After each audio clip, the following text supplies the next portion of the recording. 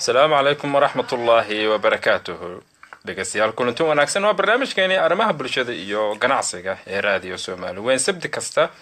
aad ka barateen inaad ka dhegeysataan aadna ka daawataan page-keena Soomaali weyn. barnaamijkeena caawa wuxuu ku saabsan yahay dhegeystayaal dalka Norway ayaa sanadkii 2016 dabayaaqadiisii ayaa wuxuu kala laabtay sharciga ama qoondeeyay inuu sharciga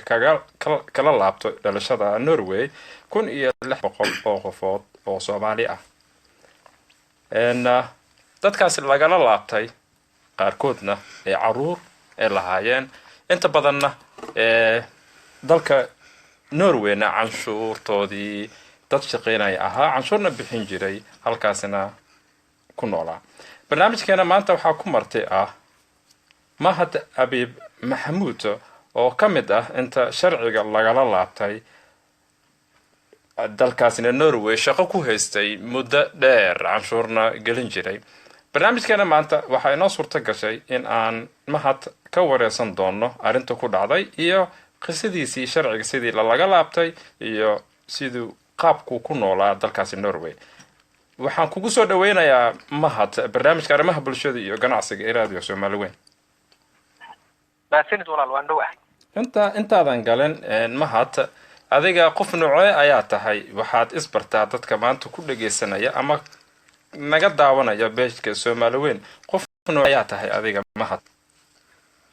bismillah allahumma salli ala muhammad waxa weey walaal waxaan ahay nin Soomaaliyeed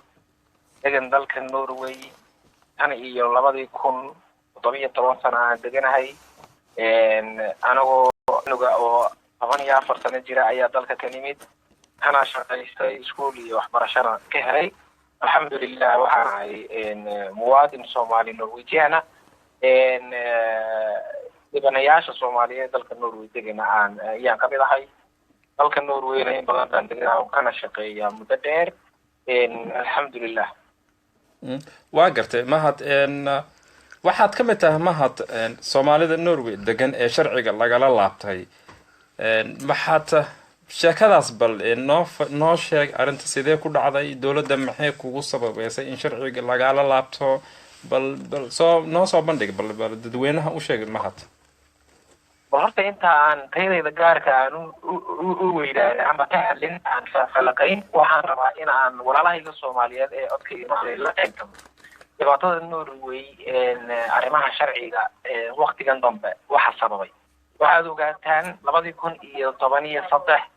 xisbi maxay ahayd xajira ayaa talada dalka Norway la wareegay xisbigaasi wuxuu soo bandhigay barnaamij siyaasadeed oo dadka ajaanibka lagu codeydiyo barnaamijkaasi waxa ay keentay maanta in iska daa dadka cusub ee sharciyada yar haysta ee kuwa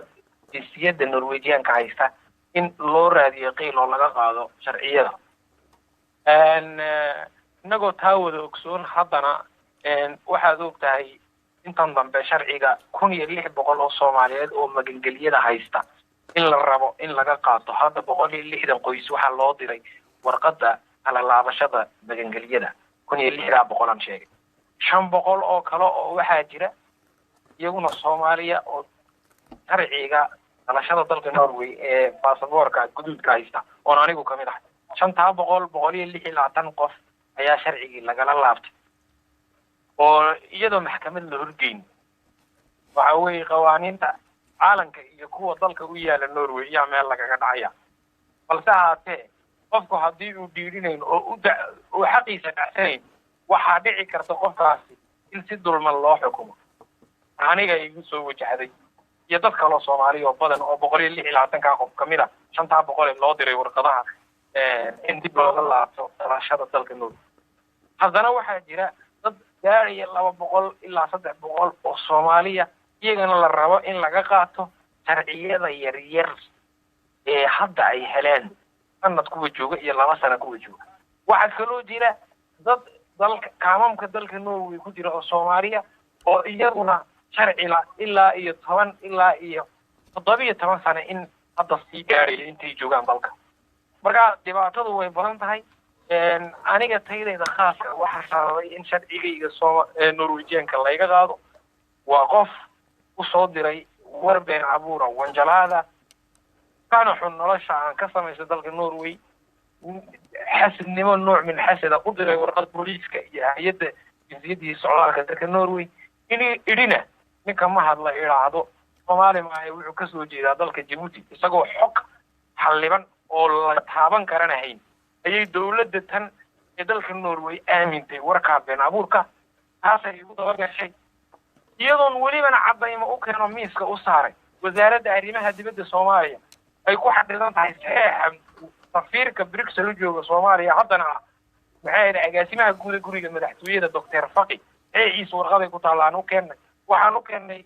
oo markaas dacwadu igu bilaabantay ahaa gudoomiyaha socdaalka iyo jinsiyadda dalka ee Soomaaliya oo cadeeyay inaan Soomaali ahay waxaan kaloon keenay wasiirkii isaga xukumay kolkaas oo ahaa Cabdulqaadir Maxamed Cumar oo wasiirka amniga ahaa heehiisii warqad cadeynaysa inaan muwaadin Soomaaliyeed ahay waxaan kaloon keenay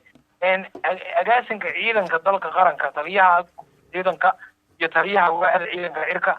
saxiixadoodu meelay ku qoran yihiin warqaday ku qoran yihiin cadeynaysa Soomaalinimadeeda inuu aaba ahaa ciidanka cirka waxaan kaloon keenay gudoomiyaha baarlamaanka dalkeena hooyo Professor Jawaari oo isaguna Norwegian Soomaaliya uu cadeynayo saxiixiisii warqad cadeynaysa mahad inuu yahay muwaadin Soomaaliyeed waxaan kaloon keenay TV-ga qaranka dalka Norway TV2 la yiraahdo wuxuu noo raacay oo fursad noo siiyay in faadal lagu booqdo maxay Brussels safiirkeena Faqi isagoo toos ula hadlaya khadka linka telefoonka Professor Jawaari ayaa laga duubay taana waan haynaa visual oo marxaatiye iyagoo intaas oo dhan arkay marxaatiga aan keenay arkaya ayay dawladda Norway ku qanci laadahay Soomaalinimadayda welibana taas waxa u sii dhar safaaradda Brussels ku taale dalka walaalahaynu nahnay Djibouti waxay cadeysay inaan muwaadin reer Djibouti aan ahayn طبعا inta ka badan wax aan sameeyo waan garan waayay dawladda Norway gaar ahaan jinsiyadda iyo waaxda jinsiyadda socdaalku waxay igu xukuntay xukun ay iyadu u bareeday si xadgudubana ay iga qaada dhalashadayda Norwegianka anigoo ibna gelin qof regular ah dhowr iyo 10 sano dalkan ka shaqeeyay cashuur bixiyay ka badan ilaa 3 ilaa 4 milyan oo kron dambiilan aan ahayn muwaadin dalkiisana jecel dalkiisii hooyana jecel taas iyadoo garan maayo waxa sababta ku sababay inay sharciga qaadato sharciga way iga qaaday 2 usbuuc bilaa shaqaanahay dibtu way badan tahay kaliya ma Soomaalidu inta bilaa sharciga hadda dadaal ka noqotay waa badan yihiin waa garta hadaan ka dhaxgalo mahad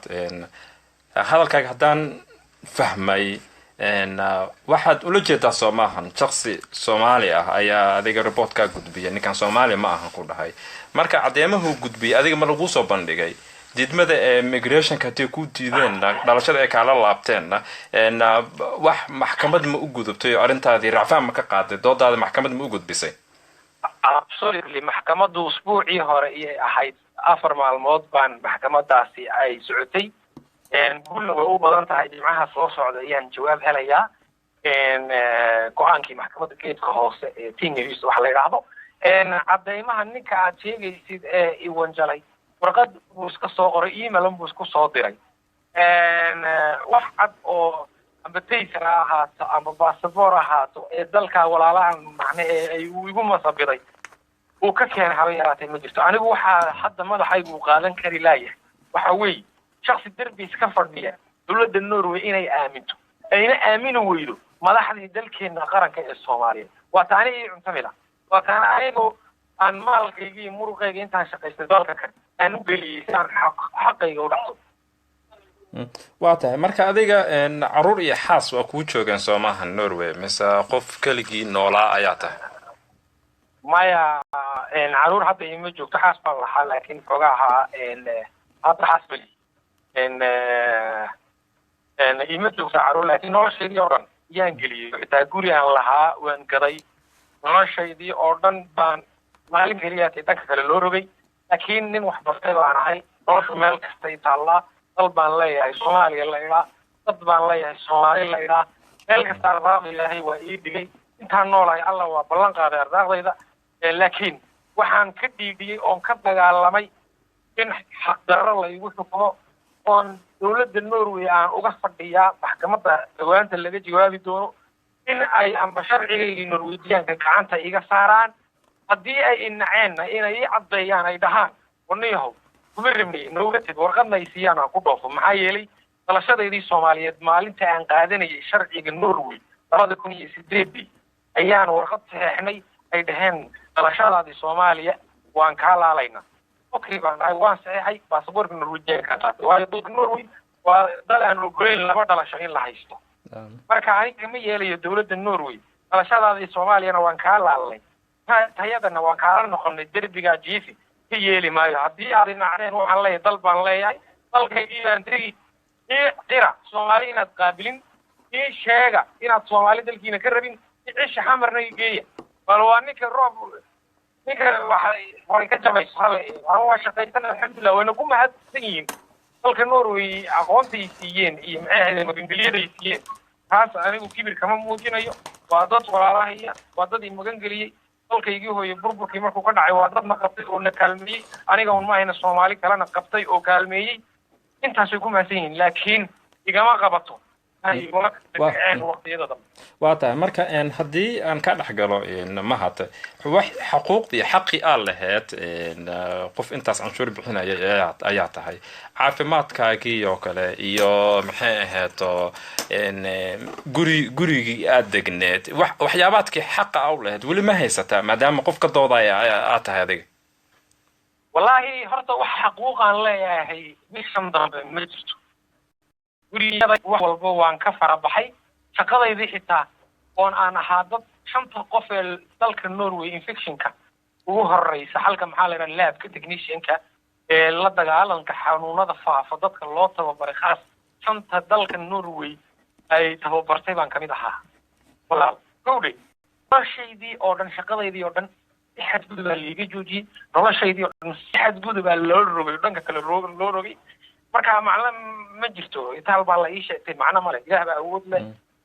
kulli shay alxamdulillah baa la dhibaato kasta markay timaado laakiin hase ahaatee waxa hadda aan ku dagaalamayna waa principle waxaan ku dagaalamayna waxa weeye walaalahayo baad imaga geliseen waad ku mahadsantihiin 17 sano ninkaas ma waxaad ka dhigteen aqooniyaan naftiisa iyo dadkiisa wax u tari kara laakiin aniga ma rabi in derbi la ii joojiyo oonan shaqaysan karin hadda waxaa dhacday in baasaboorkii laga qaaday وليس قوي تقولي يقولي ميدو باسبورك يسكت قاتين يدو محكمة بليدي waxa kaloo dhacday anu argagixisanamayay waxaan galay garan maayo waxa kaloo dhacday in maxay hayday aan shaqayn karin xitaa haddii aan qofku shaqayn lacag baad bangar la yiraahdaa jirta oo la siiyo qofka shaqada marka laga joojiyo tiina waa la yidhi yani waa dhimo weey wax kala ma wax la yidhaahdo kuma bilina noolati ha ma rabiyaan dhintaan dhahay xamar baan iska aadi dalkayaan aadi baasaboor aan ku dhoofaysiiyaan waata haddii aan ka dhaxlo dulmigan adigu wadaan walaalahay waa ku rajeenayaa in sharcigaagi ah heli doonto iyo xuquuqdaadii waqtiga gabaabsi nooga ah haddii aan ka dhaxgalo adiga waxyaabaadkii aad ka shaqayn jirtay iyo inta sano aad shaqayn jirtay bal qof shakhsiyadaadii bal inooga sheekay ma inta hadda maxay ahayd shaqo muhiim in lagu tababaray ayaa sheegtay maxaa markaadii hore aad ka shaqayn jirtay mahad wallaahi walaal markii hore dugsi sare markaan ka baxay waxaan galay aqoon la yiraahdo bioengineer oo waxaan baranay biology iyo chemistry iyo maadooyin kala duwan oo gaar ahaan waxaan ugu takhasusay laboratoriyada intan dambana waxaan kamid ahaa oo ku takhasusay xanuunada faafa waa af sano u dambeysay xanuunada faafa sida TB-ga maxay ahayday virus bacteria iyo maxaa la yiraahdaa parasitada kala duwan xanuunada sida kaneecada sida maxay ahayday maxaa la yiraahdaa tuberculosis-ka hadduu rabbi ku rooyay sida maxaa la yiraahdaa agaarka hadduu rabbi ku rooyay HIV-ga hadduu rabbi ku rooyay Ebola hada faafa iyo kuwa kaloo lamid oo maxay ahayday dhiiga dadku gudaha ka dhiigaan marka alxamdulillah aqoon wanaagsan waan ka helay dalkan alxamdulillah miiskiina waa iska dhisan yahay meel kasta waan ka shaqeyn karaa laakiin maxay ahayd walaal ninkaasaan ahay aqoontaas leh tropical disease-ka iyo maxay ahayday wixii la halmaala aad iyo aad mahadeen hadda haatan su-aashaad u dambeysa waxay tahay rajadaadu xaggee maraysaa arrintaada maxkamadda ee taalo rajo maxaa filaysaa rajadayda guul bay u badan tahay inaan guulaysano maxaa yeelay qofka keliya ati labadayada kuway dacweeyey aniguba marka aan maxkamadda tegnay usbuucii hore qofka keliya ati concrete evidence miiska soo saaray waa aniga dowladda Norway concrete evidence may keenin wixii aan keenay warqadii aan keenay caddeymii aan keenay isku dayday inay beenayso way ku guulaysan waayeen guulba u badan tahay waxaan baaqdirayaa madaxdayda Soomaaliyeed inay hadday codkayga maqlaan inta joogta dalkeenii hadda talada haysa waxaan leeyahay warbillahi calaykum warqadeena Soomaaliyeed ee idinku saxeexdeen difaac waayo waxa waajib nisaaran in aad dadka muwaadiniinta Soomaaliyeed dalka gudihiisa iyo dibaddiisa difaacdaan marka anigu walaalayaal waxaan weydiisanayaa ma hadun maahina Soomaalida diaspora-ga dibadda ku nool Yurub gaar ahaan way xumaatay marka inaad la socotaan xaalkooda yaan weydiisanayaa warqadaha soo saxeexdaana waxa la leeyahay low authority bay leeyihiin yani lama aqoonsane dawlad la aqoonsan yahay diintan iyo 2012 fadlan difaaca warqadihiina iyo heshiisyada aad la gashaan dawladda dibadda aad iyo aad ayaad u mahadsan tahay mahad waxaan ku rajeynayaa in sharcigaagii aa heli doontid aad u mahadsan tahay mahad dhegeystayaal intaas waxaa nooga eeg barnaamijkeena arrimaha bulshada iyo ganacsiga oo maanta noogu saabsanaa Soomaali lagala laabtay sharcigii iyo dhalashadii Norway waxaan filayaa in arintaasi Soomaalida ay guul ka keeni doonto meel kasta ay joogaan ay ka dhidhin doonaan intaas ayaan kusoo gabagabeynayaa barnaamijkeega waxaan kusoo xirayaa heesi Maxamed Suleymaan Tubeec aabi iyo hooyo markale kulanti dambe sidaas nabadgelyo